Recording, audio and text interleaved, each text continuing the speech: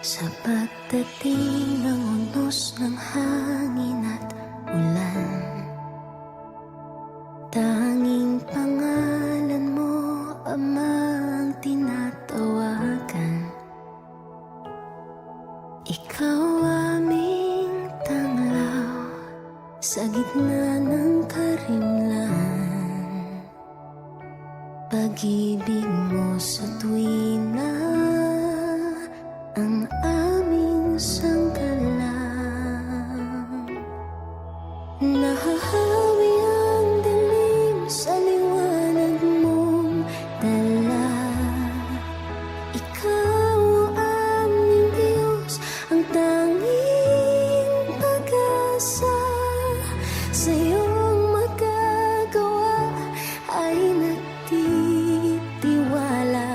maglilingkod sa iyo habang may hininga.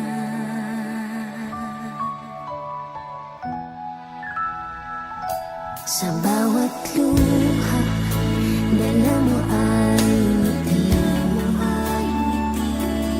Bawat paghihirap, bawat kalamati, pangalan mo'y aming sinasambit lagi. Ikaw ang tunggulan, ikaw lang palagi. Nahahawi ang dilim sa liwanag mong dala. Ikaw ang aming Diyos, ang tanging pag-asa. Sa iyong magagawa ay nagtitiwala, maglilingkod sa iyo habang may hininga. Kahit pa ang mundo ay magunaw, mananatili pa rin ikaw.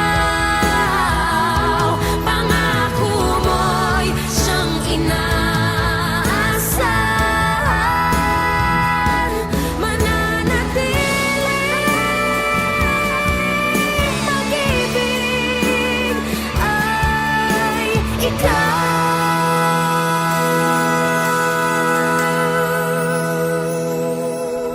Nahahawi ang dilim sa liwanag mong dala. Ikaw ang aming Diyos, ang tanging pag-asa. Sa iyong magagawa ay nagtitiwala, maglilingkod sa iyo habang may hininga. Sa hirap at ginhawa, ikaw pa rin Ama. Sa lungkot at dusa, ikaw ang tiwala. Sa buhay namin ay wala nang iba, lagit lagi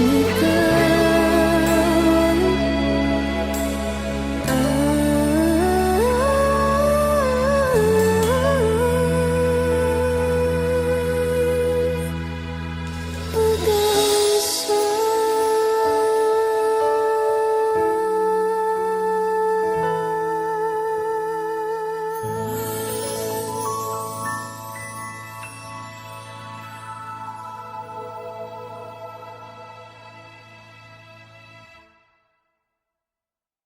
Yeah, no, I've been watching Jane making Jules and Jane. Ilang audio? Hello po, Ma'am Abby. Afternoon po. Hi. Namiss ko kayo. It was absent last that Sunday. Nga, We miss you. naghahanap po na akong isayayaman ko. Okay, anyway, hello po sa ating mga Facebook Live viewers. Hi, good afternoon everyone.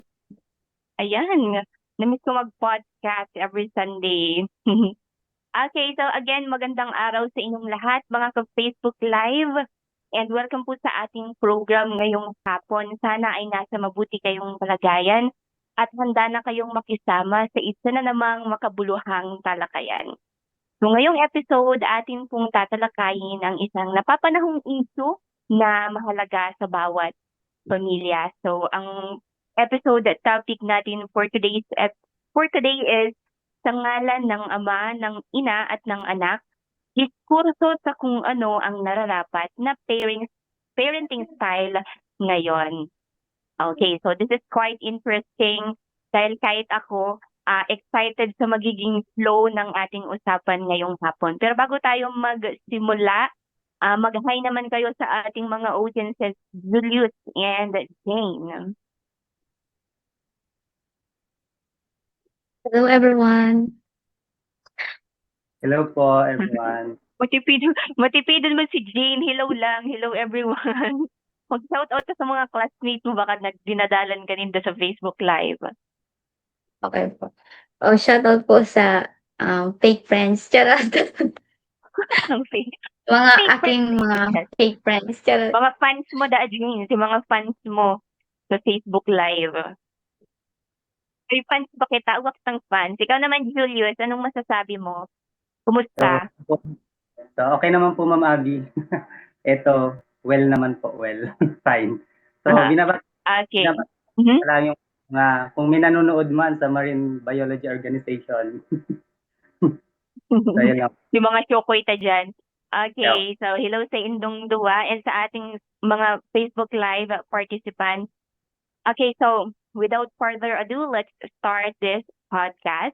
So sa paglipas ng panahon, nababago rin ang pananaw natin sa pagpapalaki ng mga anak mula sa tradisyonal na disiplina na nakabatay sa takot at otoridad patungo sa mas makabagong approach tulad ng gentle at respectful parenting. So ngayon, meron na tayong tinatawag na gentle parenting. So maraming magulang ang patuloy na naghahanap ng tamang balanse kung paano ba madidisiplina ng may pagmamahal, ngunit may malinaw na gabay at hangganan. So kaya naman ngayong araw, pag-uusapan natin kung ano nga ba ang mas nararapat sa panahon ngayon. So mayroon ba talagang one size fits all na parenting style o kailangan ba itong iangkop depende sa bata at sitwasyon. So para sa ating mga manonood ngayon sa Facebook Live, wag po kayong mahihiyang makilahok. Pwede po kayong mag-comment, mag-share ng inyong opinion at magtanong sa ating discussion. So babasahin po namin ang ilan sa inyong mga katanungan habang tumatakbo ang ating programa. Kaya samahan niyo po kami sa isang makabuluhang usapan tungkol sa pamilya, pagdidisiplina at paghubog ng kabataang Pilipino. So check muna natin ang ating Facebook Live. So meron na tayong 15,000 viewers. Hello po sa inyong lahat. Good afternoon po. Pwede po kayong mag-shout out. Mag-shout out. Pwede po kayong magpa-shout out. And again, pwede po kayong magbigay ng inyong mga opinion or kung meron po kayong mga katanungan. Okay. So, wait lang po. So, pwede na tayong magsimula. So, bago ko ipakilala ang ating guest speaker for today, so let me read first his bio note. So, sa Tipunong Barangay Roland Sarmiento Antonio, sa isang lingkod bayan na kasalukuyang namumuno sa Barangay Rizal, lungsod ng Sorsogon. So sa kanyang panunungkulan, isinusulong niya ang mga programang nakatuon sa kaayusan, kapakanan at patuloy na pag-unlad ng kanyang komunidad. Habang pinangungunahan ang mga proyektong naglalayong mapabuti ang buhay ng kanyang mga kabarangay. So ayon sa mga pampublikong tala, siya ang nahalal na punong barangay ng Barangay Rizal para sa terminong 2023 hanggang sa kasalukuyan. So bukod sa kanyang paglilingkod sa pamahalaan, siya ay isang aktibong kaanib ng Members Church of God International or the MCGI, kung saan nakikibahagi siya sa mga gawaing pangkawanggawa at community outreach programs tulad ng blood donations, drives, at iba pang serbisyong panlipunan. Sa pamamagitan ng kanyang dedikasyon bilang lingkod bayan at lingkod ng pananampalataya, patuloy niyang isinusulong ang mga pagpapahalagang nakasentro sa malasakit, pagkakaisa at paglilingkod sa kapwa. Ang kanyang pamumuno ay sumasailalim sa hangaring makapagbigay ng positibong pagbabago at inspirasyon sa komunidad.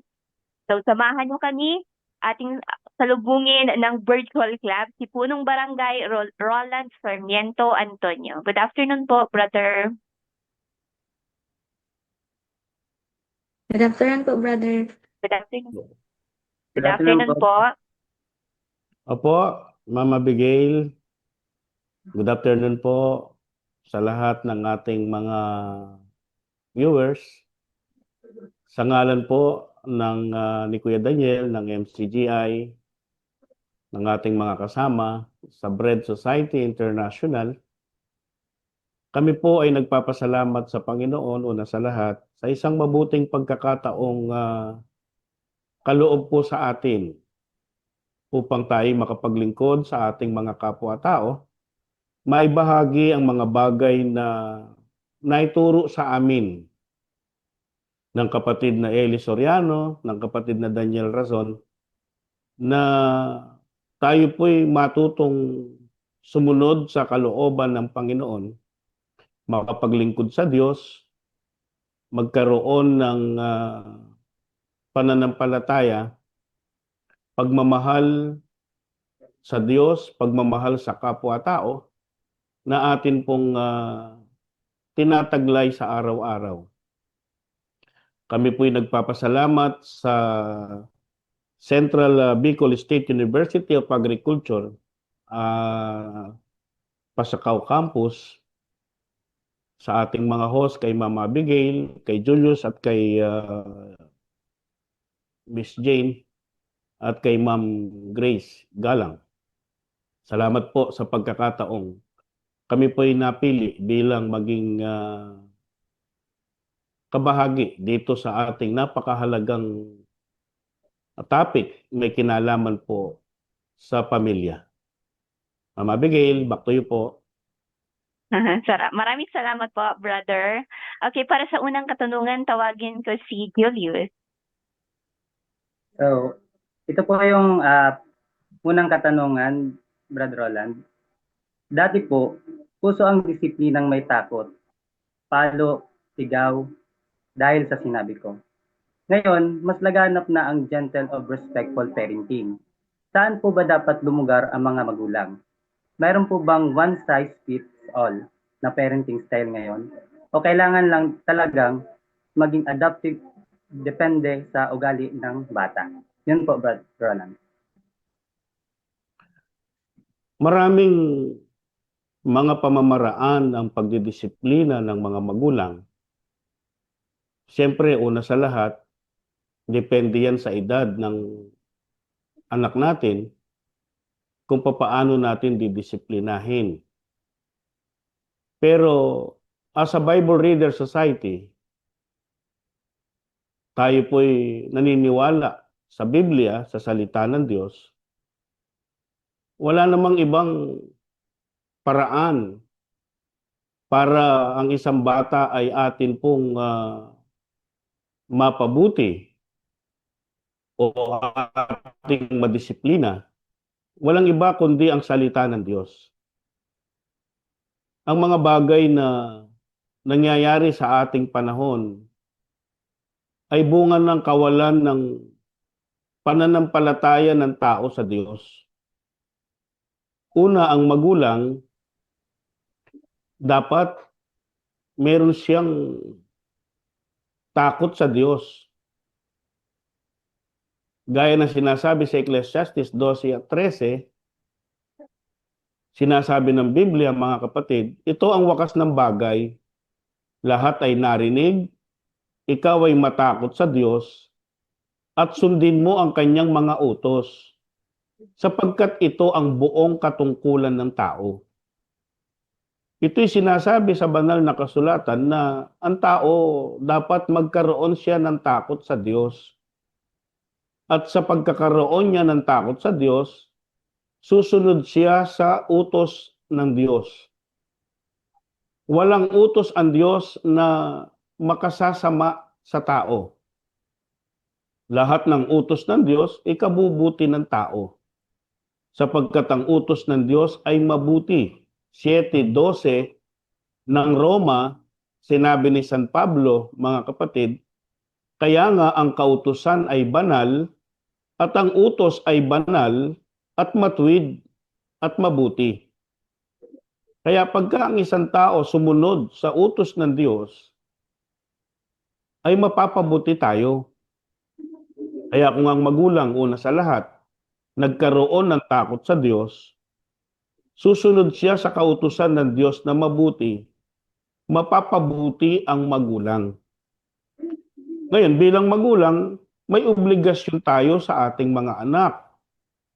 22 at 6 ng Kawikaan, sinasabi po ng Biblia, turuan mo ang bata sa daan na dapat niyang lakaran.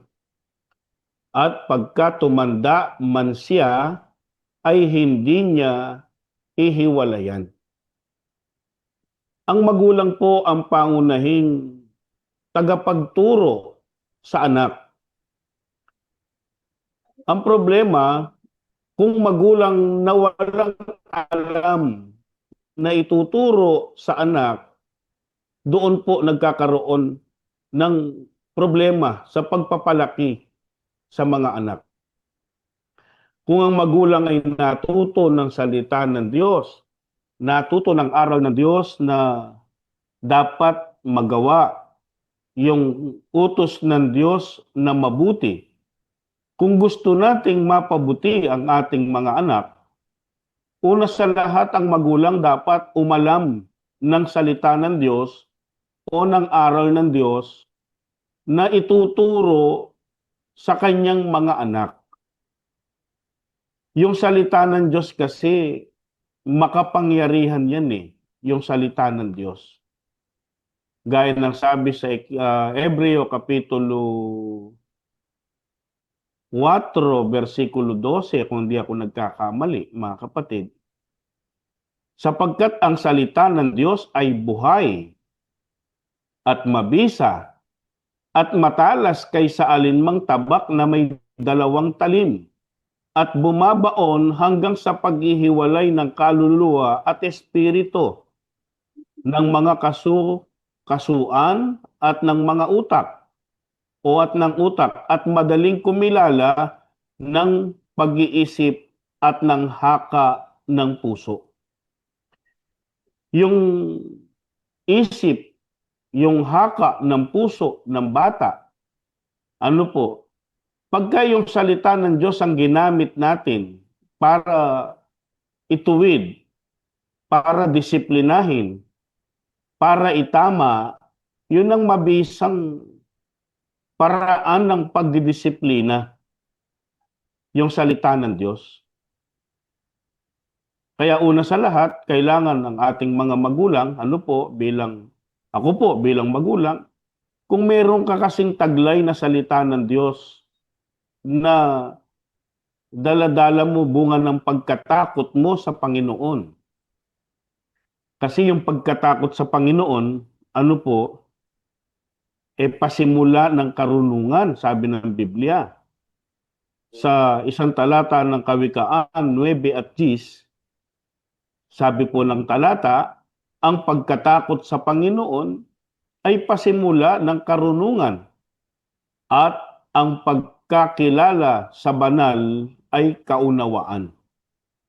Yung magkaroon ka ng takot sa Diyos ay sakang magulang halimbawa, magkaroon ka ng takot sa Diyos, pasimula yun ng karunungan dahil ang pagkatakot sa Diyos, yun ang magdadala sa iyo para sumunod ka sa Diyos. At ang pagkakilala sa banal, kaunawaan. Makilala mo ang Diyos, sumunod ka sa kanyang kautusan, nauunawa mo ngayon. Yung pagkaunawa mo, yun ang gagamitin mo na ituturo mo sa iyong mga anak. Sa panahon natin ngayon, sa nakikita ko po na ugali ng mga bata, ano po, hindi hindi na masyadong ano yung palo na maski saan palo ng palo, ano po, walang direksyon kung minsan ng pagpalo ng magulang. Hindi na po epektibo yun, hindi epektibo sa mga bata ngayon dahil nakikita natin nabubuhay tayo sa panahon ngayon, iba yung panahon natin kaysa panahon ng mga tao nung una. Gaya ng sinasabi sa ikalawang Timoteo, Kapitulo 3, versikulo 2, mga kapatid, sabi niya, o unahin natin sa 1. Sa 1 muna, datapwat alamin mo ito na sa mga huling araw, darating ang mga panahong mapanganib. Sa 2, sapagkat ang mga tao magiging maibigin sa kanilang sarili, maibigin sa salapi, mayayabang, mapagmalaki, mapagtungayaw, masuwayin sa mga magulang.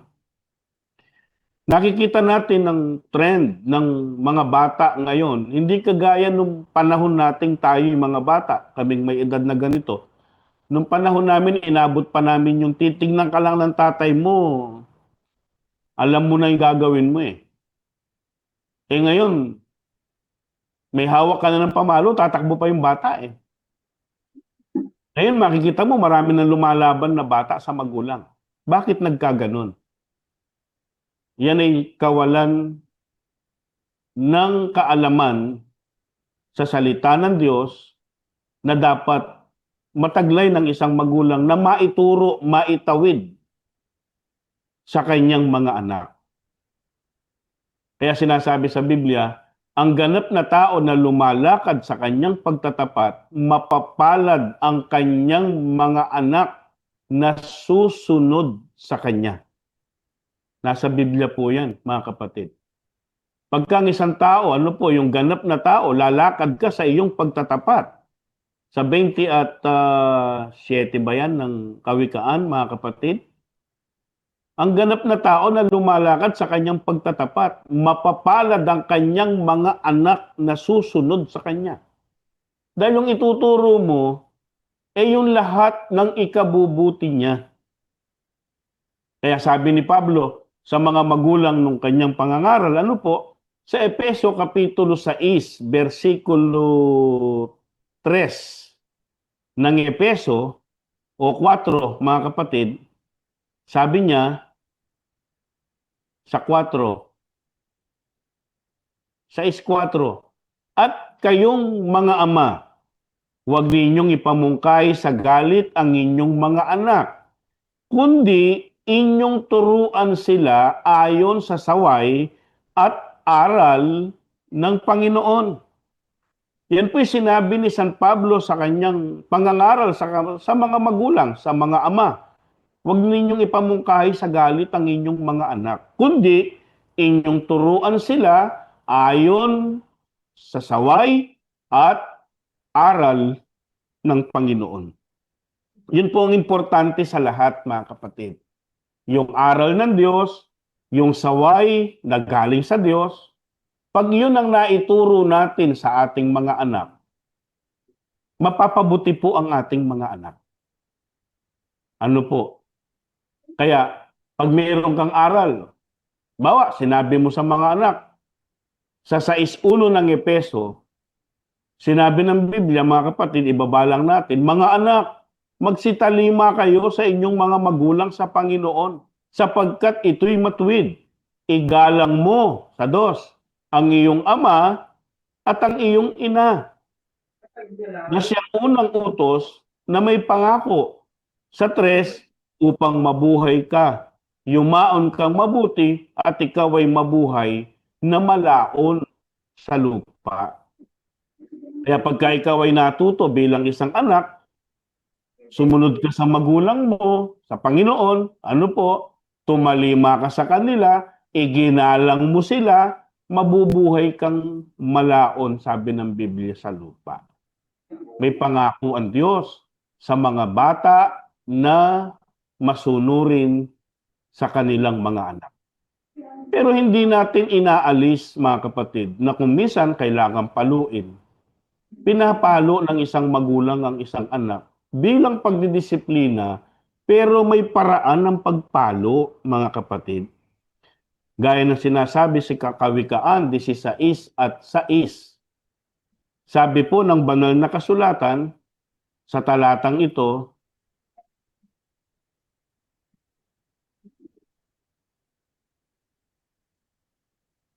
sa pamamagitan ng kaawaan at katotohanan ay nalilinis ang kasamaan, at sa pamamagitan ng pagkatakot sa Panginoon ay humihiwalay ang mga tao sa kasamaan. Yan ay bahagi ng ating sinasabi kanina na pagkatakot sa Panginoon. Pero yung pamalo, sabi sa 13 at 24, mga kapatid ng Kawikaan, sabi ng banal na kasulatan,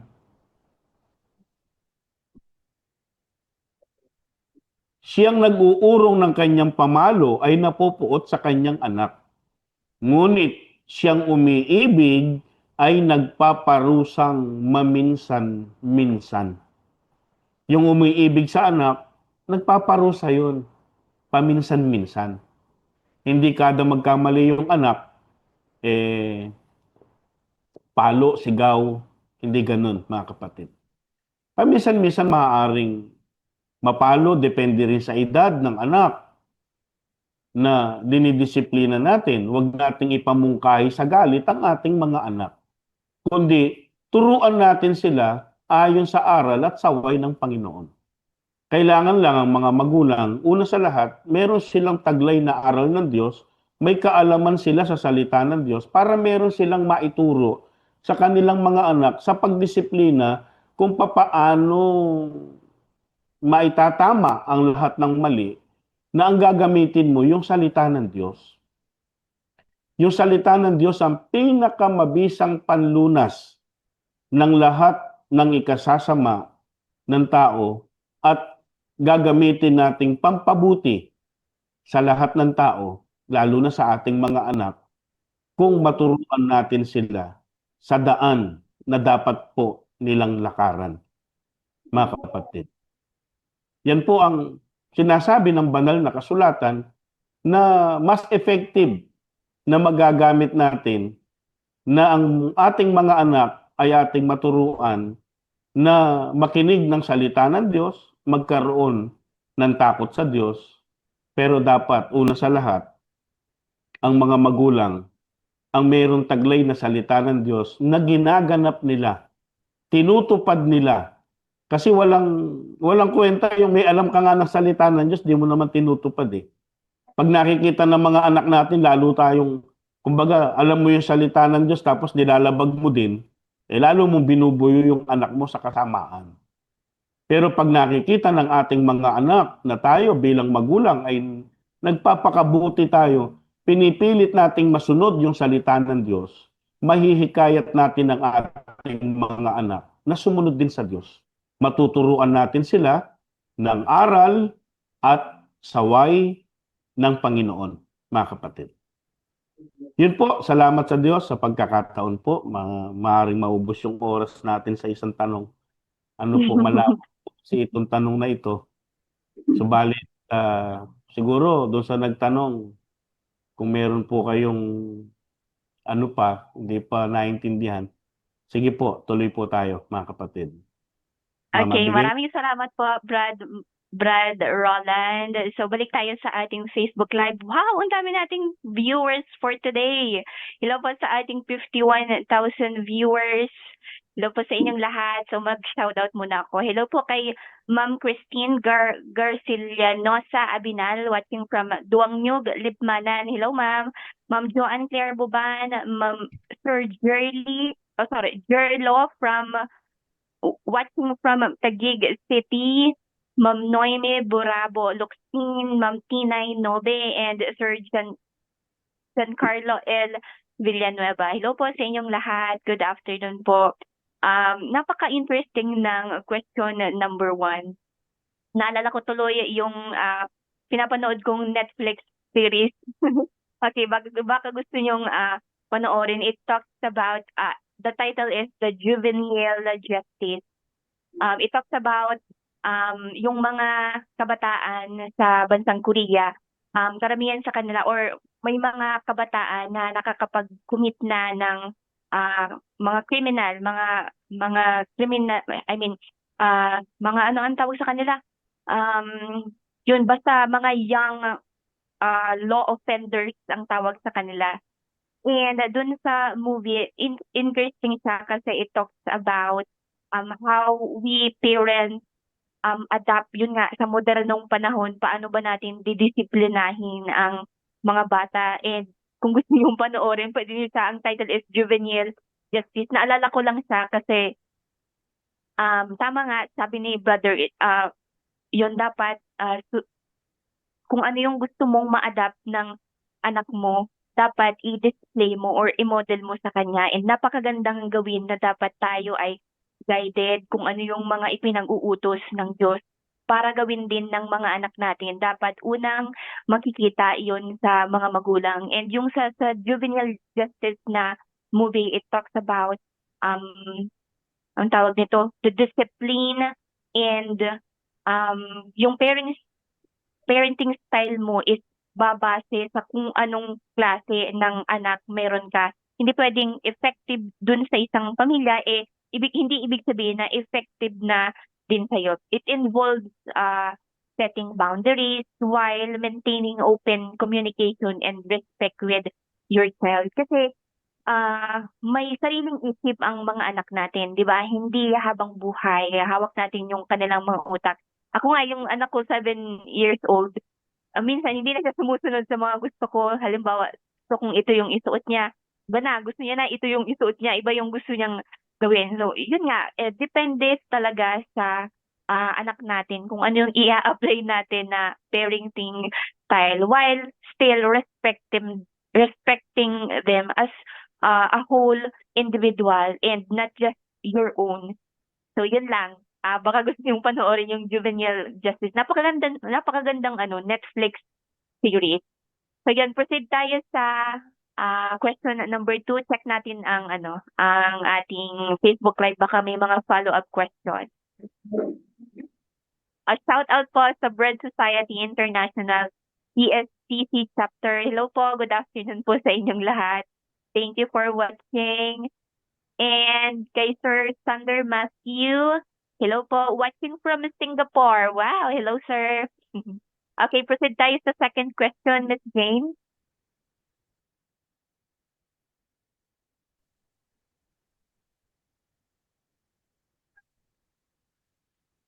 So, ito po ang second question po sa anonymous sender.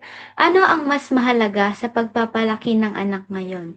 Ang hubugin sila para maging matagumpay o kung tawagin natin ay success-oriented o ang hubugin sila para maging masaya at resilient or emotional well-being po?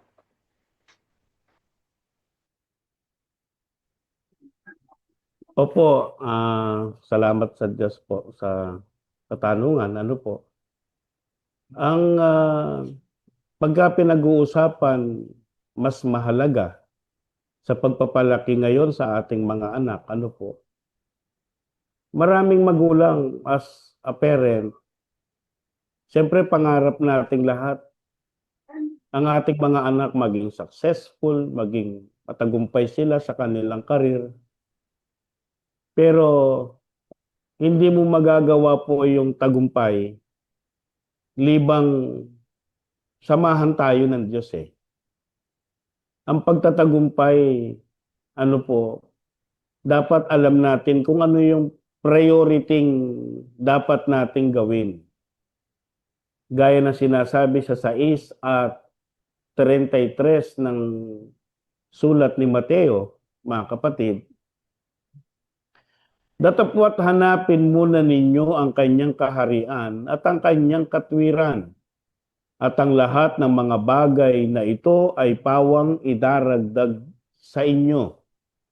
Yung mga bagay na pangangailangan ng tao, ano po, mga bagay na hinahanap ng tao, kakainin, daramitin, iinumin, hanapin muna ninyo ang sabi ng Panginoong Yesukristo, ang kanyang kaharian at ang kanyang katwiran.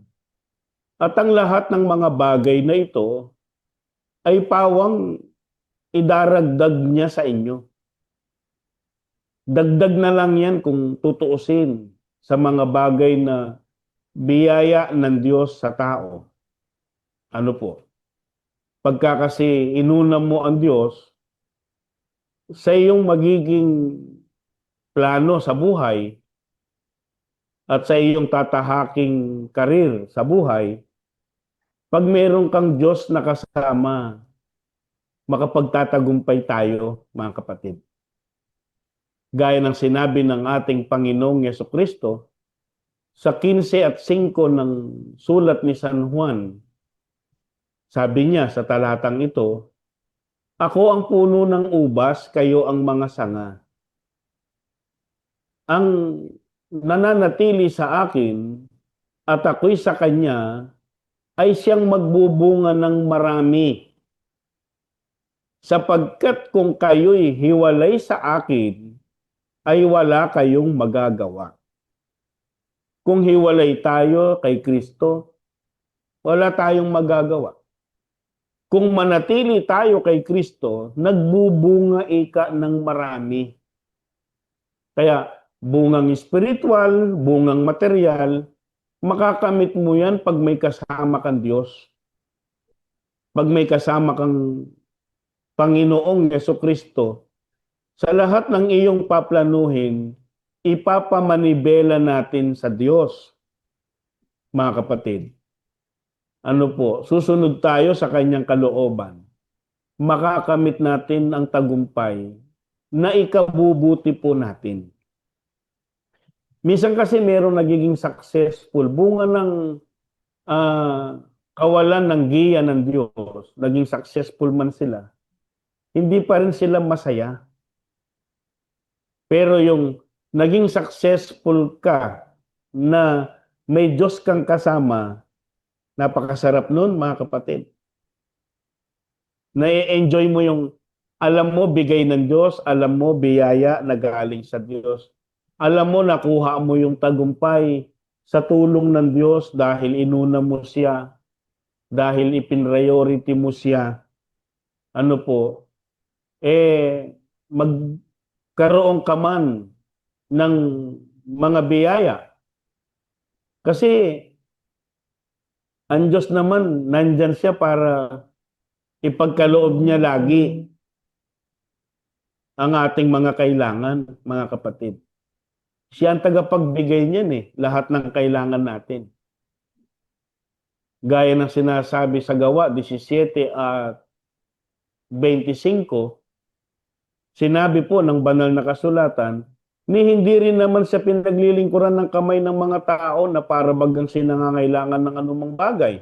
Yamang siya rin ang nagbibigay sa lahat ng buhay at ng hininga at ng lahat ng mga bagay.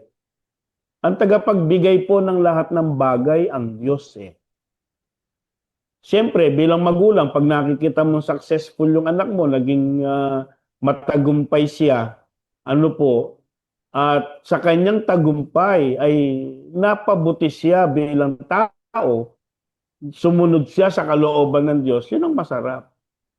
Pero naging successful, naging matagumpay yung anak mo, paglaki naman niya ng yumaman siya, binaliwala naman yung magulang, wala din. Di ba meron tayong ganun na napapanood minsan sa Facebook na mga anak tumutulong sa magulang, minsan ibinabato yung pera, gano'n. Parang ang sakit sa kalooban. Pero pagka yung anak mo ay nagtagumpay siya na taglay ang pagkilala sa Diyos, pagsunod sa kalooban ng Diyos, na personal, nararamdaman ko po yun bilang magulang, na yung aking mga anak ngayon, nagkakaroon na sila ng hanap buhay, pagka nabibigyan ka, naaabutan ka, parang ang sarap, papa, ito po yung para sa'yo po. Mama, ito po yung para sa'yo. Masarap maramdaman na yung mga anak, nagtagumpay sila, nataglay ang takot sa Diyos. Nataglay yung pagsunod sa kalooban ng Diyos. Napakasarap, mga kapatid, na may kasamang Diyos, ang tagumpay na natamo, ang success na natamo ng ating mga anak na sa pagpapalaki natin sa kanila, hindi tayo nagkulang ng giya ng salita ng Diyos na pinriority nila yung pagkilala sa Diyos, pinriority nila yung pagsunod sa Diyos, nagkaroon ng Diyos na kasama sa kanilang plano at sa kanilang mga karir na gusto nilang maabot, mga kapatid. Kaya pinapayo ko sa lahat ng mga anak, sa lahat ng nakikinig sa ating Facebook, unahin natin ang paghahanap ng Diyos. Unahin natin na alamin ang Diyos. Kilalanin natin ang Diyos. Sumunod tayo sa Diyos. Pag natuto tayo sumunod sa Diyos, ang iyong kapalaran, doble-doble. Kagaya na sinasabi sa unang Timoteo, Kapitulo 4, versikulo 8, sabi sa Biblia, sapagkat ang pagsasanay sa katawan o ng katawan, mabuting pakinabang, may kaunting pakinabang. Ngunit ang kabanalan sa lahat ng bagay ay pinakikinabangan na may pangako sa buhay na ito at sa darating. Dobling pangako, dobling ginhawa yung kabanalan na inuna mo yung pagbabanal, inuna mo yung pagsunod sa Diyos, nag-ipon ka ng kayamanan sa Diyos, nagkaroon ka pa ng kayamanan sa lupa, napaka-swerting tao, mga kapatid. Kaya kami po, ang tinuturo namin sa mga anak, magtipon kayo ng kayamanan. Kayamanan sa langit. Gaya na sinasabi sa unang Timoteo, Kapitulo 6, versikulo 17,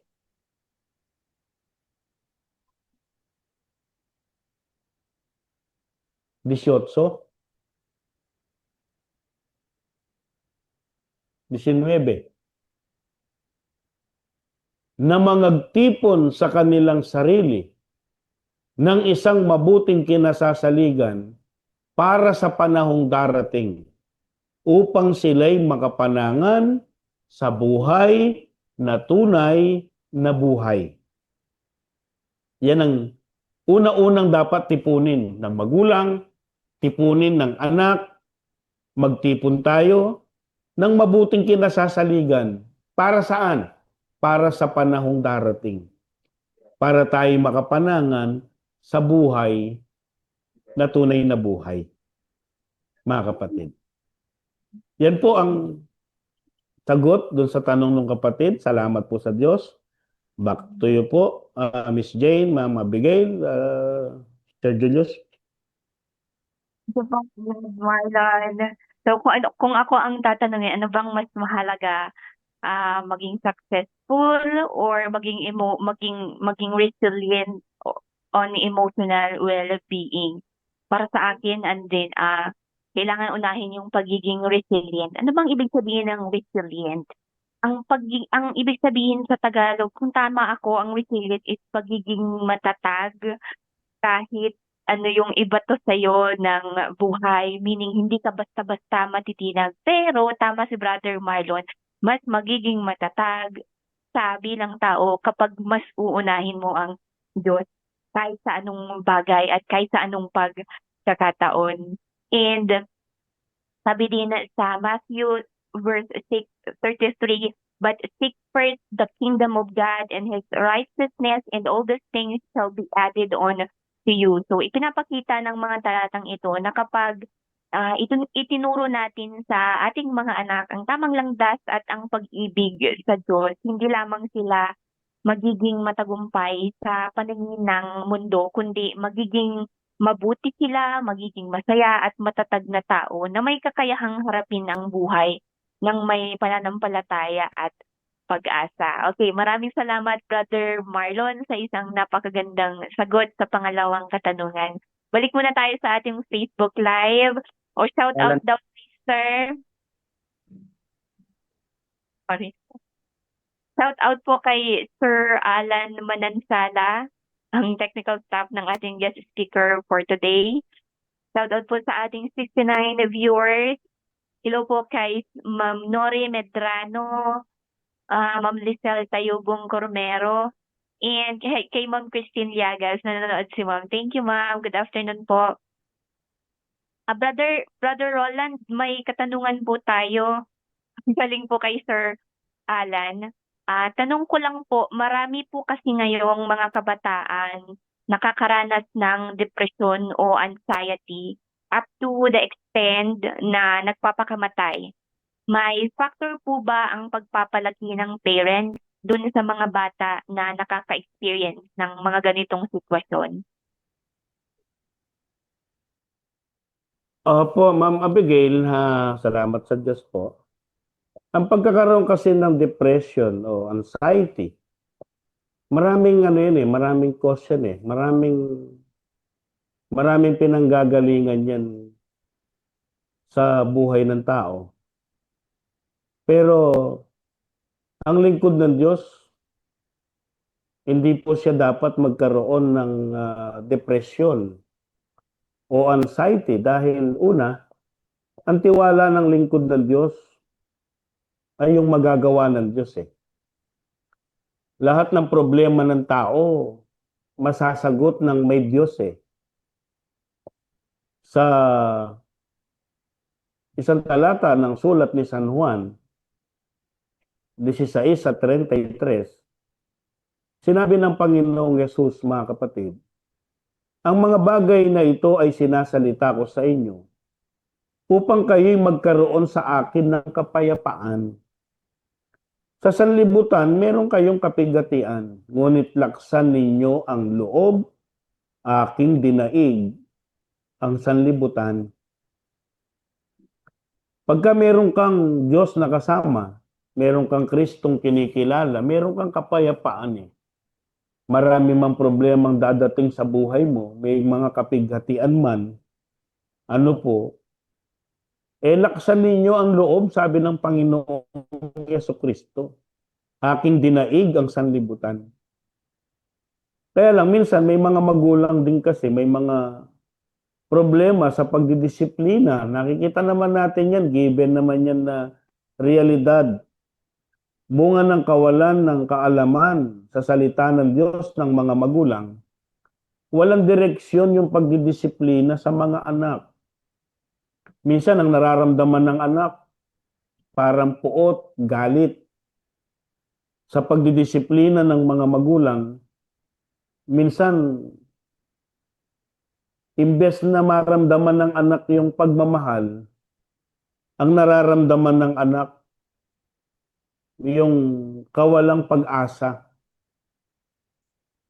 na para bagang hindi siya mahal, dahil dun sa kanyang naririnig na parang yung pagdisiplina sa kanya, minsan wala sa lugar.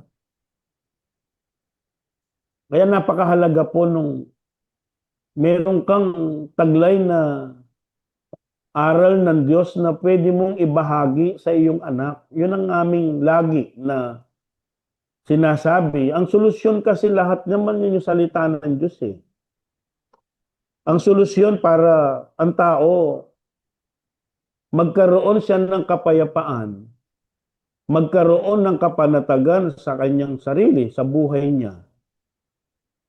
Pag naramdaman mong may Diyos kang kaagapay na nagbibigay ng solusyon sa bawat problemang nasasalungan ng tao. Ngayon, marami tayo nakikitang kabataan, talagang lalo na sa social media. Napakalaki ng impluwensya ng social media sa kabataan ngayon. Kaya maraming mga kabataan nalululong sa mga laro sa computer, nakakagawa na ng mas mabigat na kasalanan, na kung minsan di niya na makayanan, magpapakamatay. magkakaroon ng anxiety, ng depression. Dahil kumisan, kapabayaan din ng magulang na pinabayaan ng anak, na kumisan makikita mo may anak, naglalaro sa computer, kakain na lang, hindi pa makakain ng maayos, dadalhan pa ng pagkain ng magulang, ayaw itigil yung paglalaro, pag parang dinidisiplina sa paglalaro, lalaban pa sa magulang. Mismong magulang susuntukin. Nakakalungkot isipin, nakakalungkot makita na mayroong ganyang mga anak sa lipunan natin. Salamat na lang sa MCGI, patuloy ang pagtuturo ni Kuya Daniel sa amin tungkol sa pagdidisiplina sa mga anak, kung papaano mapapalaki ng maayos, kung papaano natin mapapangalagaan ang kapakanan ng ating mga anak sa pamamagitan ng mga aral na itinuturo sa amin na pampabuti, pang didisiplina sa mga anak natin upang sila'y wag magkaroon ng depression. Kaya sa MCGI, meron kaming aral o pag-aaral tungkol sa mga bata, mga kids. Meron din sa mga teens, sa mga teenager. May mga disiplina din na ipinatutupad para hindi sila magkaroon ng depression. Meron kaming mga youth. May 3 level lang kabataan. May kids, may teens, may mga youth na lampas na doon sa teenager. May mga ginagawa kaming pagdidisiplina. Kasi pag hindi mo talaga sinawata ng aral ng Diyos, ng salita ng Diyos, hindi natutong matakot sa Diyos ang bata, hindi siya susunod sa kalooban ng Panginoon. Kaya sinasabi ng Biblia, tumiwala ka sa Panginoon mong Diyos ng buong puso mo, sabi ng Biblia. At huwag kang manalig sa iyong sariling kaunawaan. Kawikaan, Kapitulo 3, versikulo 3, kung di ako nagkakamali, mga kapatid. O 3 ng awit.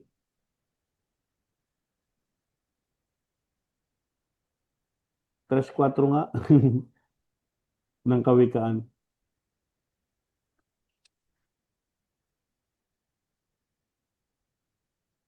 Pakitignan, tumiwala ka sa Panginoon mong Diyos. 3:5. Nandyan lang yan eh. Yan. 37. Tumiwala ka sa Panginoon. Hindi yan. Pero 3:5 ng awit. Ng Kawikaan. Tumiwala ka sa Panginoon ng buong puso mo at huwag kang manalig sa iyong sariling kaunawaan. Ang tiwala natin ang Diyos. Tumiwala ka sa Panginoon. Pag ang tiwala mo sa Diyos, wala ka nang wala ka nang hahanapin pa eh. Dahil makapangyarihan sa lahat eh. Doon ka nagtitiwala, ano man ang mangyari sa iyo. Sabi sa Roma 8:28, sabi ng banal na kasulatan, lahat ng bagay nagkakalakip na gumagawa sa ikabubuti ng nagsisiibig sa Diyos. Sa makatwid bagay niya ang mga tinawag alinsunod sa kanyang nasa. Nalalaman natin, bilang may takot sa Diyos, bilang sumusunod sa Diyos, bilang nagpapasakop sa Kanya, bilang umiibig sa Diyos, nalalaman natin lahat ng bagay magkakalakip, gumagawa sa ikabubuti natin. Kaya ano man ang maranasan mo, alam mo, sa bandang huli, ikabubuti mo pa rin eh. Paano ka magkakaroon ng anxiety? Paano ka magkakaroon ng depression? Kung ang tiwala mo, lahat ng bagay na nagaganap ay gawa ng Diyos sa atin, mga kapatid, at bahagi ng gabay ng Diyos sa atin. Kaya, kung ang tao sa panahon natin ngayon nagkakaroon ng depression, yun may mga bagay na mga iba't ibang pinanggagalingan. Mga bagay na minsan di natin makontrol, di natin kontrol, bunga ng kapaligiran niya, bunga ng kanyang kinalakhan, mga kapatid. Pero, pag may tiwala ka sa Diyos, mawawala po lahat yan. Sa Diyos natin itiwala ang lahat ng bagay. Yun po, salamat sa Diyos po. Okay, maraming salamat, Brother Roland. Sorry po, brother, natatawag po kitang Brother Marlon kanina. Okay lang po. Ito. Naalala ko kasi si Brother Marlon. Okay. First time po kasi. Salamat po, Opo. brother. Apo. Actually, yung parenting style sa modern world natin ngayon is napakalaking challenge talaga sa ating mga magulang kung paano ba talaga tamang palakihin ang mga anak. Minsan takot na tayo baka sobrang luwag na or kung baka sobrang higpit naman sa ating mga anak kasi yung mga kabataan ngayon masasabi ko ito kasi isa na din po akong magulang, mga sensitive sila. Yung minsan bibilangan mo isa, dalawa, ay susundan pa yung bilang mo, tatlo, apat, lima, hanggang sa naka 100 ka na, hindi pa natatakot sa saway ng magulang. So, tama kanina, sabi ni Brother Marlon, hindi na effective ngayong modern world yung pagpalo sa mga bata. Kasi na-experience ko siya sa sarili kong anak. Kapag may gusto siya and ayaw mo, kasi alam mo kung anong makakabuti sa kanya, kahit paluin mo ng paluin, hindi siya susunod sa'yo, hindi siya natatakot.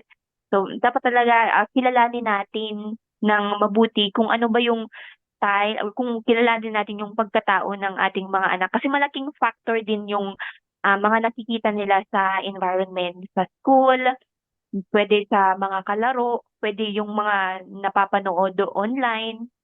So yun, ako nga personal perspective ko, takot na akong magkaanak ulit kasi yun nga, challenge na siya kung paano mo siya papalakihin na mabuting tao. So, I guess nakaka-relate ang ating mga viewers from Facebook Live. Mag-shoutout muna tayo sa ating mga participants from Facebook Live. Okay, hello po kay Ma'am Christina Parola Combo watching from Antique Province. Kay, wait lang po. Kay Ma'am Grace Palaruan, salamat po sa Diyos. Sir Philip Amor Mostoles Benavides, hello po sa inyo, sir. Kay Ma'am Grace Palaruan, kay Sis Jelly, hindi ko alam kung tama ang pag-pronounce ko ng surname ni Ma'am. Sis Jelly Takyuchi, watching from Japan. Hello, ma'am. And kay Sir Fernando Rosding Gualberto, kay Sir Francis Morada, hello po. Kay Ma'am Ming Panopio, watching from Chaong, Quezon. Kay Sis Rhea Barceliano Filonia, watching from Abu Dhabi, United Arab States, UAE. Hello, ma'am. Anong oras na kaya si UAE? Hello po kay Ma'am Novi Fariolan Lanya, watching from Tacloban City. From Sir Rodel Calyestora. Sabi ni Sir Rodel, agree po ako dyan, Brother Roland.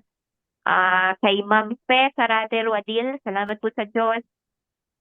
Kay Ma'am Nercy Cleopas, kay Ma'am Z, and sabi po ni Sir Alan Yanga Manansala, salamat po sa Diyos sa pagsagot sa tanong, napakalaking bagay po. You're welcome, sir. Kay Mr. Danilo R. De Los Reyes, watching from SJDM Bulacan. Hello po sa inyong lahat. Super dami ng ating viewers for today. Thank you po sa inyong lahat.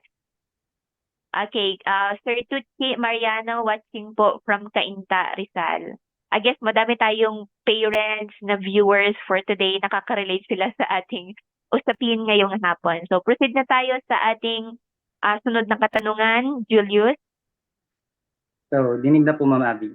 So, ito po yung sunod na katanungan po. Sa perspective ng mga lumalaking anak, Ano po ba ang magandang paraan na dapat nilang gawin kung toxic na ang mga magulang nila? Yan po. Brad Roland. Ano tawag? Toxic na? Ano toxic na? Yung ano po, parang hindi na po sila inaano ng magulang nila. Parang wala nang pakialam sa kanila yung magulang nila.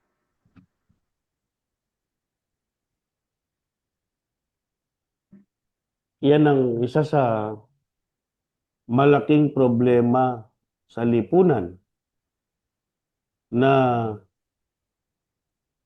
kaya nagkakaroon ng mga kabataang palaboy, kabataang hindi kinalinga ng kanilang mga magulang. Yan ang isa sa nangyaring dahil sa kawalan ng kaalaman sa salita ng Diyos. Kasi ang isang taong may anak, kaligayahan niya yun eh. Pero given realidad, may mga magulang na aatim nilang pabayaan ang kanilang mga anak. Bahagi yan ng isang panganib na sinabi ni Pablo sa ikalawang Timoteo 3:1 na sa mga huling araw darating ang mga panahong mapanganib. Ang mga tao maibigin sa salapi, sa dos,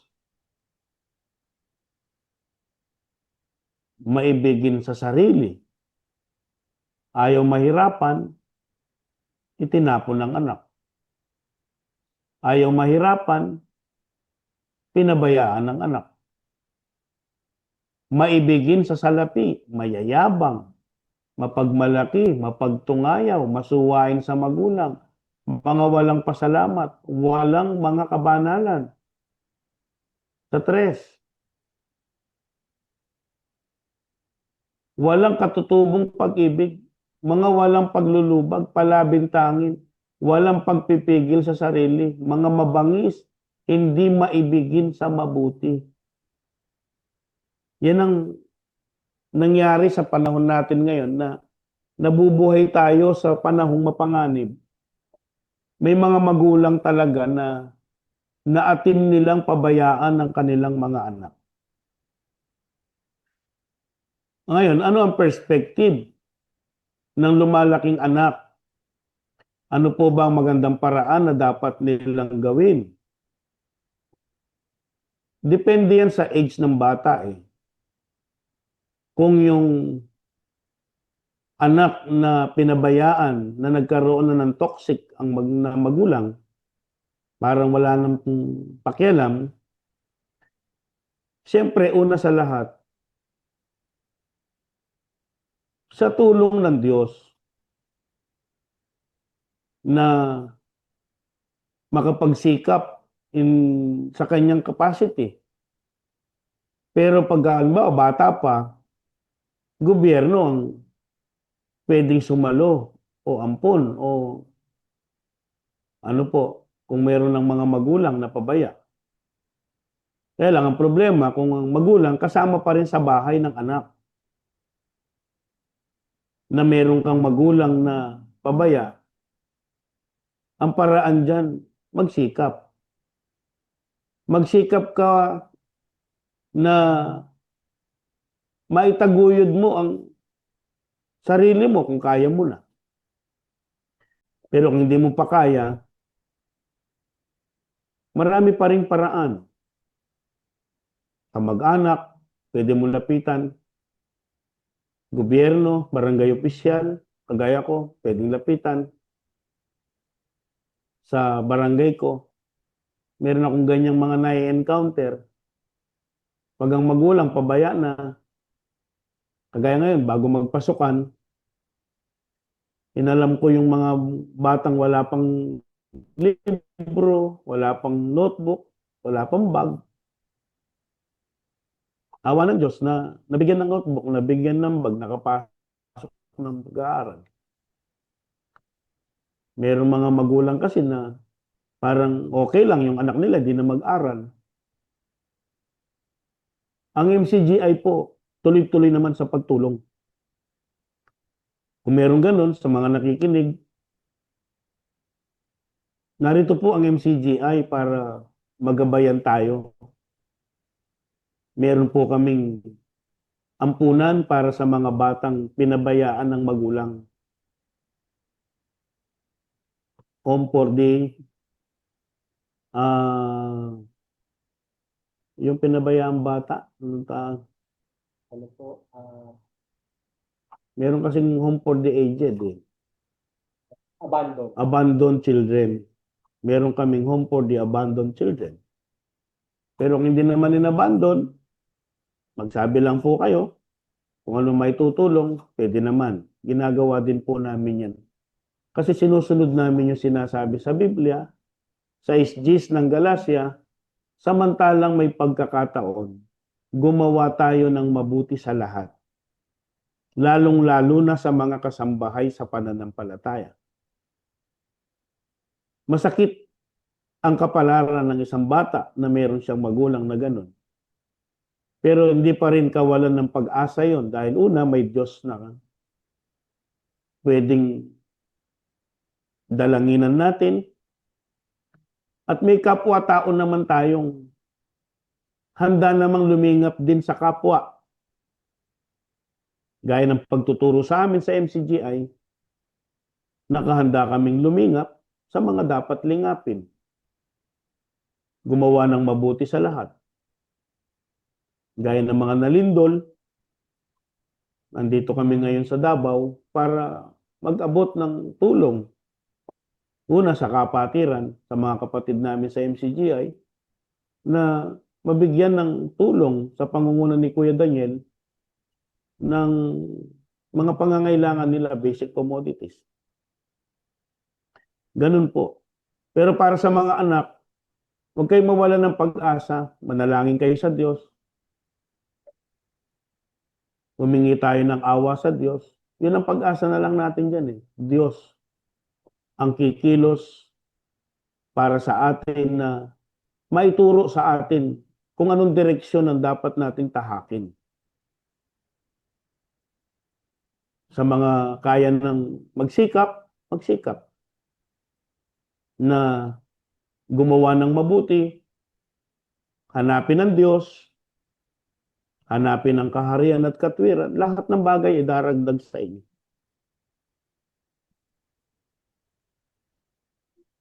Yun po, mga kapatid. Salamat sa Diyos po. Okay, maraming salamat po Brother Roland para sa isang paliwanag sa ating katanungan na sa perspective ng mga lumalaking anak.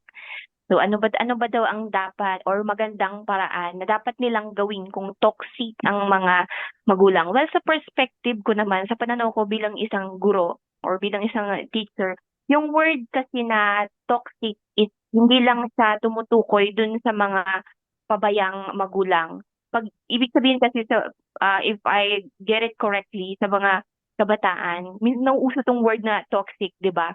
Pag sinabing toxic parents, ito yung mga magulang na aside dun sa mga pabaya nga, yung mga pabayang magulang, pwede din ibig sabihin yung magulang na paulit-ulit na yung pagsermon, yung paulit-ulit na salita o kilos na nakakasalita I mean, nakakasakit na sa emotional or mental or physical health ng kanilang mga anak. So, parang sa halip na tulungan silang lumago at maging mabuting tao, mas naaapektuhan yung kanilang emotional at mental health. So, para sa akin, yun ang ibig sabihin ng toxic parents.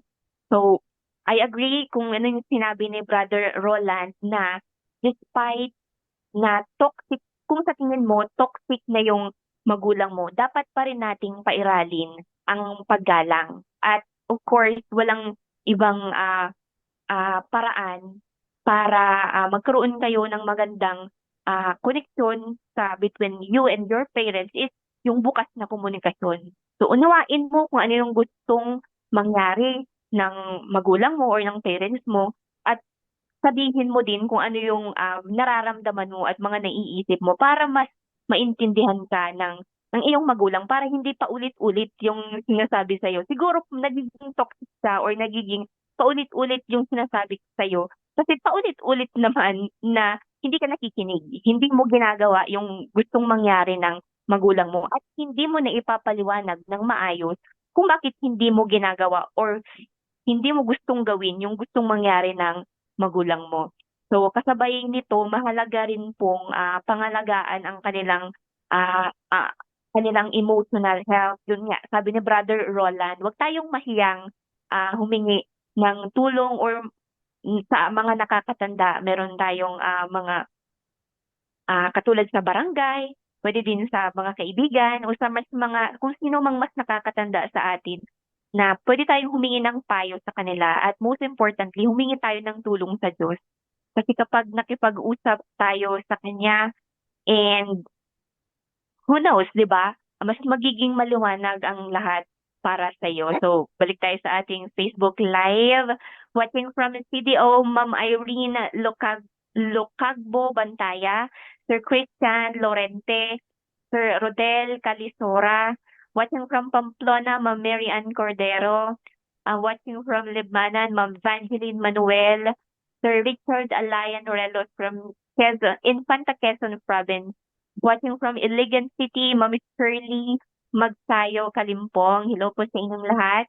So, punta na tayo sa ating last question for today. Ms. Jane? Hello po, good afternoon po ulit, ma'am. May nag-PM po sa akin na questions po. Unahin ko po ba or ito na muna pong panghuling katanungan? Sige po, yung PM sa'yo, Ma'am Jane. Okay po. So, ito po ang sabi sa PM. Wait lang, ma'am. Basahin ko lang po. Ano po ang dapat gawin sa anak na ayaw makinig sa parent na huwag muna mag-boyfriend or girlfriend? Yun po.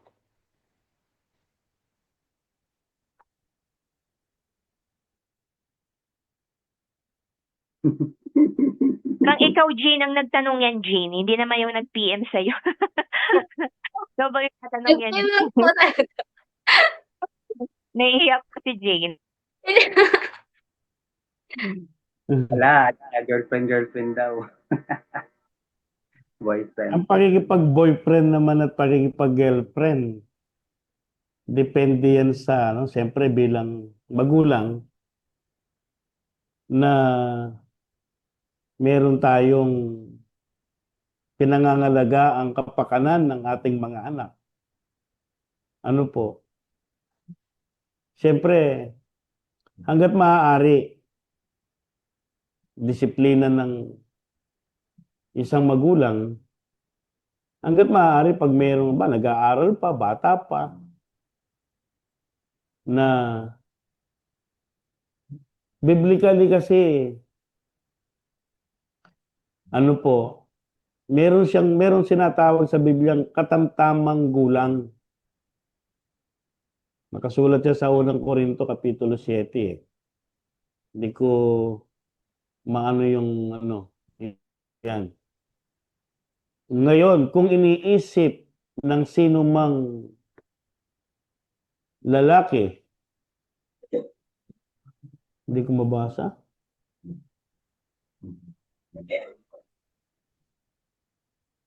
Yan. Ngunit kung iniisip ng sino mang lalaki na hindi siya gumagawa ng marapat sa kanyang anak na dalaga, kung ito'y sumapit na sa kanyang katamtamang gulang, at kung kailangan ay sundin niya ang kanyang maibigan, hindi siya nagkakasala, bayaang mangag-asawa sila. Yung pagkikipagtipan naman, one step forward, asawa yun eh. Kaya nakikipagtipan ng tao, preparation for marriage eh. Kaya, kung sumapit na siya doon sa katamtamang gulang, may gulang na sinasabi sa Bibliang period of maaaring payagan mo na siya hindi ka nagkakasala. Ngayon, ano ang gagawin natin? Ang tanong sa mga hindi nakikinig sa magulang na nagpapaalam makipag-boyfriend at girlfriend, pero tinutuloy pa rin nila yung pakikipag-girlfriend at pakikipag-boyfriend. Ang bawat tao naman kasi, siyempre, merong mga kanya-kanyang desisyon eh. Sabi nga ni Ma'am kanina, hindi naman natin control talaga bawat isa. Kaya lang, bilang magulang, ini-implement ng magulang yung alam niyang mas makabubuti para sa kanyang anak. Through experience, kasi pinagdaanan na yan natin eh. Alam na natin yung magiging bunga eh. Maaaring ang possibility, pag pinayagan ka makipag-girlfriend, makipag-boyfriend, eh, nag-aaral ka pa lang, eh, maaaring matukso kayo, maaaring hindi kayo matapos, maaaring maging miserable buhay ninyo dahil sa hindi nyo napagplanuhan ang inyong pag-aasawa. Kaya, sa atin, ano po, biblically, pagka yung katamtamang gulang, ang sabi ni Brother Eli dito sa katamtamang gulang, mga edad 25, ganon, 26, 27, hanggang 30, yun, mga age na, ano na siya, matured enough. Pero, 15 pa lang, 16 pa lang, nakikipag-girlfriend na, nakikipag-boyfriend na, eh, nag-aaral pa, eh, hindi magugas ng plato, hindi pa nagagawa sa bahay, eh, hindi pa napapanahon. Ngayon, anong gagawin natin doon sa mga anak? Ang magulang naman hanggang ganun lang eh. Na salita, ano man ang maging desisyon ng anak, kung saan ka masaya, suportahan ta ka. Wala ka namang magawa. Hindi mo naman pwedeng gapusin yan. Hindi mo naman pwedeng kumbaga yung ginagawa ng pulis. Iposas mo yan para wag makawala. Eh, mas nagkakaroon ng dilema pagka nakaramdam siya ng lalong paghihigpit. Ang kabataan pati ngayon, nakikita ko, kung kailan mo hinihigpitan, lalong gustong kumawala. Kaya napakahirap bilang magulang dahil sa gusto mong mapabuti yung anak mo, minsan nagkakaroon ka ng parang hindi ka, parang bigo ka doon sa plano mo sana na gusto mong mangyari, na itataguyod mo sila kahit anong mangyari sa ano mo, na pinipilit mo na maghanap buhay para makatapos, ibigay ang kailangan nila. Pero sa bandang huli, parang hindi ka nagiging masaya sa nagiging bunga ng ginagawa ng ating mga anak. Pero, siyempre, ano man ang mangyari sa mga anak natin, nandun pa rin tayo bilang magulang. Hindi kayang tiisin ng isang mapagmahal na ama o ina ang isang anak na galing sa kanya. Yang pagmamahal na itinuro ng Diyos sa atin, sa pagmamahal sa anak ng isang magulang, kung paanong ang Diyos ay nagmamahal sa kanyang anak. Ginagawa ng Diyos ang lahat ng paraan para tayo iligtas. Ganon din po ang isang magulang. Ginagawa niya ang lahat ng paraan para mapabuti ang anak. Subalit, may mga anak na hindi tumatalima sa magulang. Kaya ang payo namin, lagi, ang nasa Biblia, tumalima ka sa magulang mo sa Panginoon. Igalang mo ang iyong ama at ina na siyang unang utos na may pangako upang yumaong kang mabuti mabuhay kang malaon sa lupa. Yun dapat ang gawin ng isang anak. Pero kung ano't ano man yan, ang magulang na sa Diyos, laging nakasubaybay sa magiging pasya ng kanyang mga anak. Hindi po matitiis ng isang magulang ang anak. Yun po, kung sakaling ano po, dagdagan nyo, bahala na kayo. Salamat sa Diyos po, salamat sa inyong lahat. Ano po? Thank you po, Brother Roland. So, Thank you po, madami tayong brother. viewers. Thank you daw po. Sabi ni, Jane, pwede ka na daw mag-boyfriend. Sabi ni Brie. Jane. Bukas Namili po, mo. siguro. Char. Wala pa bang boyfriend yan? Wala ka pa ba daw, boyfriend? Jane. Nanonood po yung mga parents ko. Pwede na po ba? Para si Jane, ha? Okay, maraming salamat po again, Brother Roland. So, sa akin naman, sa perspective ng isang magulang, so bilang isang magulang na din, siguro the best way to teach a child about special relationship, actually, we cannot forbid our children from having feelings or special feelings to someone. Hindi mo talaga siya mapipigilan. But to teach them that, siguro ang mahalaga is we teach them that special relationship comes with responsibility. So rather than simply telling them what to do or what not to do, so we should carefully explain to them ano ba ang ibig sabihin ng pagkakaroon ng relationship sa isang tao. So hindi lang ito about being in love to your partner. So it comes with responsibility. So, yun nga. So, hindi ibig sabihin na sinabi mo, wag mong gawin yan, wag mong gawin ito, gawin yan na, hindi, susunod sa'yo ang anak mo. Kasi sabi ko nga, isang, tawag dito, individual ang anak mo. I mean, hindi sa habang buhay, susunod at dadepende sa kung ano man yung mga sasabihin mo. We should have an open communication para maintindihan ng mga anak natin kung ano ba yung papasukin na lang relasyon. Kasi kapag mga kabataan, kasi medyo nakaka-relate ako dito. Yun nga, sabi ni Brother Roland, habang pinipigilan mo, lalong nagiging curious, lalong mas gustong gawin niya yung mga bagay na hindi pa dapat gawin. So dapat mas mapaliwanag natin sa ating mga anak kung bakit hindi pa dapat sila pumasok sa isang relasyon kung hindi pa nila kayang panindigan yung mga responsibility na kaakibat ng pagiging in commitment, 'di ba? So sa science din, sa principle din ng mga mga sign, anong tawag diyan? Nakalimutan ko. Naalala ko kasi yung bumisita kami sa Buhi. So nandun yung ang tawag dyan, may isang preserved doon na lake and may mga nakatirang mga katutubo natin. May mga katutubo doon na naglalaba sila doon sa tabi ng lake and yung mga sabon na ginagamit nila is nakaka-apekto doon sa preserved ecosystem ng Buhi Lake. I forget the name of that lake, sorry.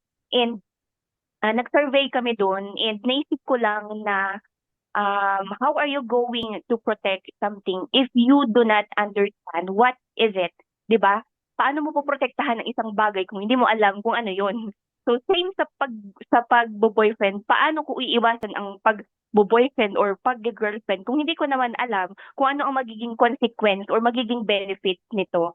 So 'di ba? For you to di ba? Tama ba? Tama pinagsasabi ko. Yun lang, na-connect ko lang siya. So, paano mo poprotektahan ang isang relasyon? Dapat naiintindihan mo. Paano mo poprotektahan ang kalikasan? Hindi ibig sabihin na sinabi mo gawin mo yan, gawin mo to, gagawin niya, 'di ba? Kaya nandito tayong mga guro, tinuturo natin sa ating mga estudyante kung bakit paulit-ulit kami mga teacher na yan, we should be an environment ang tawag dyan, environment enthusiast, alam natin kung ano ang kaimportansya, ang importante ng kalikasan. So yun, mas mas maiintindihan ka ng anak mo kung mas maipapaliwanag mo yung ano ba ang responsibility ng pagkakaroon ng relasyon sa ibang tao, especially kapag nasa love relationship na. So, ikaw, Jane, para sa'yo, kung hindi mo pa, tanungin mo muna si mama mo and si papa mo kung pwede na. Ay, nanonood ata talaga si mama and papa ni Jane. Nanonood ba sila, Opo. Jane? Yes po, ma'am. Okay. So, balik muna tayo sa ating Facebook Live. Hello po sa ating mga tagapakinig and mga taga-subaybay sa ating Facebook Live. Sir Jen Relos, hello po sa inyo. Sir Richard Alayon Relos, hello po. Okay. Well said, galing mapagmahal na magulang na kaantabay sa kanyang mga anak, sabi ni Ma'am Grace. Hello po. So bago tayo magtapos sa ating episode for today, so ano yung mga na-realize mo ngayong hapon? Ikaw muna, Jane. Okay. So, siguro po, natutunan ko po na ang tunay na pagiging magulang ay hindi nasusukat sa tindi ng parusa o taas ng tagumpay na makakamit ng anak po, kundi sa kalidad ng pagmamahal, paggalang po, at gabay na binibigay po. And then, ang disiplinang may puso naman po ay lumilikha ng batang matatag ang loob, may tiwala sa sarili at kayang harapin ang buhay ng maayos po. On the other hand po, ang ugnayang pampamilya ay meron pong dalawang panig. Ang magulang po ay dapat na patuloy na matuto at umunawa, habang ang mga anak naman po ay may karapatang lumaking payapa at maayos ang kalagayang emosyonal. Ang layunin naman po ng pagpapalaki ay hindi lamang magkaroon ng mabuting kinabukasan, kundi lumaki ang bata bilang taong buo ang pagkatao, masaya at may kakayahang magmahal at rumespeto po sa kapwa. Yan lang po.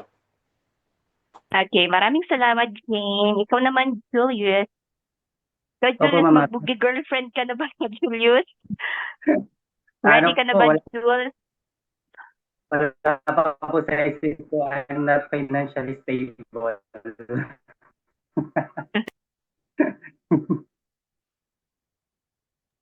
Okay, ano So, yung mga ano po, key takeaways yung mo, Jules? na-realize ko po ngayon na, yung mga takeaway ko po ngayong araw na to, napakahalaga po pala talaga na, na yung magulang natin is natuto ng salita ng Diyos. And unang-una, kapag ang magulang po natin may salita ng may aral na galing sa Diyos, may iaabot nila yun sa magiging anak niya. And then sa amin din po bilang mga future na magkakaroon ng mga pamilya, kumbaga may giya na po kami kung ano ba yung yung tamang pagpe-parenting. So na nga po dapat yung magulang is may takot sa Diyos. Gaya nga po na na binanggit doon sa Kawikaan 22:6 na turuan mo ang bata sa daan na dapat niyang lakaran. Kapag tumanda man siya ay hindi niya hiwalayan. So kung ikaw bilang isang magulang may salita ka na galing sa Diyos, may tuturo mo yan sa anak mo. So yung anak mo magiging mabuti yon. And then hindi naman masama na mamalo ka na minsan-minsan kasi nasa Kawikaan yan eh. Kawikaan 13:4 na yung hindi naman masama na mamalo ka maminsan-minsan. And bilang isang anak naman, dapat tumalima ka din sa iyong mga magulang para kumbaga yung relationship between parents and the children maging maayos. And then ano ba yung mahalaga sa pagpapalaki ng ng anak? So una, sabi nga ni Brad Roland na una, ituro muna natin dun sa mga anak natin o kung sa mga magulang sa anak ninyo na na hanapin maging muna sila sa Diyos, and then para maging successful sila sa buhay, and then makita din ng magulang nila na nag-success yung yung anak nila dahil sa may gabay ng Diyos na itinuro din ng magulang sa kanila. And then perspective ko din po dun sa sa isang anak na may toxic na magulang. For my perspective lang po, kahit na yung magulang mo is toxic na, ah, kung may ano ka, kung may aral ka ng Diyos, dapat kahit na toxic yung magulang mo, ano pa rin, igalang mo pa rin yung magulang mo at huwag mo siyang gawan ng masama. And then, sabi nga ni Brad Roland, itiwala natin yung mga magulang natin na toxic sa Panginoon. Kasi alam naman po natin na ang Diyos naman po ang may magagawa sa mga ganyang bagay. Yun lang po, Ma'am Abby. Salamat po sa Diyos sa mga aral pong ito na natutunan ko ngayon. Okay, maraming salamat, Julio. So, sa kabuuan ng ating talakayan, so ako naman, aking napagtanto, ang na-realize ko naman ngayong hapon na ay walang iisang tamang parenting style para sa lahat. So, hindi ibig sabihin na dapat gentle parent ka, dapat ganito ka, dapat ganyan ka. So, walang iisang tamang parenting style para sa lahat. So, ang mahalaga ay ang pagiging adaptive, ang pagdidisiplina na may balanse ng pagmamahal, hindi sobra, hindi kulang, respeto at malinaw na gabay. So, yun lamang po. Maraming salamat po sa napakagandang talakayan ngayong araw, Brother Marlon. Siguro bago tayo magtapos, hinga natin ng isang mensahe si Brother Roland. Sorry po, Brother. Hingan po natin ng isang mensahe si Brother Roland para sa ating mga taga-subaybay ngayong hapon. Opo, magandang hapon po. Salamat sa Diyos sa inyo, Brother Julius, sa Ma'am Abigail, saka kay Miss Jane. Tama yun, sabi ni Brother Julius na kahit toxic na yung magulang mo, nandun pa rin yung pagtanaw mong utang na loob sa Diyos na may utang ka pa rin sa mga magulang mo dahil sila ang naging dahilan ng ginamit ng Diyos sa atin para tayo mabuhay. Kaya ano't anuman, yun pa rin ang pagtalima sa utos ng Diyos, yun ang napakahalaga sa lahat. Mamabigay salamat din sa inyong mga mensahe dahil tama po yun eh. Walang fit para sa lahat ng pagdidisiplina sa anak, pagdadala ng pamilya. Walang fit na pare-pareho. May mga iba't ibang situation, pero ang mahalaga sa lahat, sa iisang guide ng pagsunod sa utos ng Diyos. Lahat tayo ay matutong matakot sa Diyos, matutong kumilala sa salita ng Diyos, sumunod tayo sa Diyos bilang tao, nilalang tayo ng Diyos para sa mabubuting gawa. Ginawa tayo ng Diyos para sumunod na gumawa tayo ng mabuti sapagkat ang Diyos natin ay mabuti.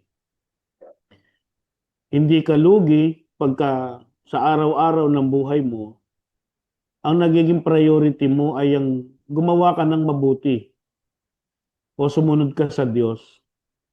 Ipaglingkod natin ang ating buhay, ang lakas sa pagsunod at pagkilala sa Diyos na lumikha sa atin. Sa MCGI po, inihikayat namin ang lahat, makinig tayo ng salita ng Diyos. Ang pananampalataya ay nanggagaling sa pakikinig, sabi ng Biblia. 7:17 ng Juan. Kaya para magkaroon tayo ng pananampalataya, mga kapatid, na tayo po ay 7:17 ba yung 47? Ang pananampalataya nanggagaling sa pakikinig, sabi ng Biblia. Yan, 10:17. Ang pananampalataya nanggagaling sa pakikinig at ang pakikinig sa pamamagitan ng salita ni Kristo. Kaya ang aming panawagan sa lahat, makinig tayo ng salita ng Diyos. Nandiyan ang pangangaral ni Brother Eli Soriano, bagamat siya po'y pinagpahinga na, pero yung kanyang mga nai-record ng mga salita ng Diyos na pangangaral niya, sapat yun para tayo'y matutong kumilala sa Diyos na nilikha tayo ng Diyos sa mundong ito hindi para mabuhay at mamatay lang. Meron tayong kailangang gawin na maisunod natin ang ating sarili sa pagsunod sa kalooban ng Diyos sa paggawa ng kabutihan. Magsama-sama nawa tayo sa paggawa ng mabuti at maunawaan nyo din sana ang ginagawa ng MCG ay hindi para magpakitang tao, kundi para sumunod sa kalooban ng Panginoon na ang kapurihan ay laging sa Diyos magpakailanman, mga kapatid. Sa ngalan po ni Kuya Daniel, ng ating mga kasama sa Bread Society International, sa mga MCGI members, na member po ng Bread Society, sa ating mga kasamahan dyan sa Central Bicol State University of Agriculture, dyan sa Pasakaw Campus, pangunguna ni Ma'am kapatid na Grace Galang. Salamat sa Diyos at napili ninyo ang MCGI para magtawid ng isang pananampalatayang maghahatid sa atin sa pagsunod sa kalooban ng Panginoon, sa pagkilala sa Diyos na lumalang sa atin. Samahan nawa tayo ng Panginoon. Magandang hapon po sa lahat ng nakinig sa Facebook natin live. Salamat sa Diyos sa inyong lahat. Sana pakinabangan natin ang bawat aral o salita ng Diyos na atin pong napag-aralan. Mananatiling sa Diyos ang lahat ng karangalan at kapurihan magpakailanman. Magandang hapon po.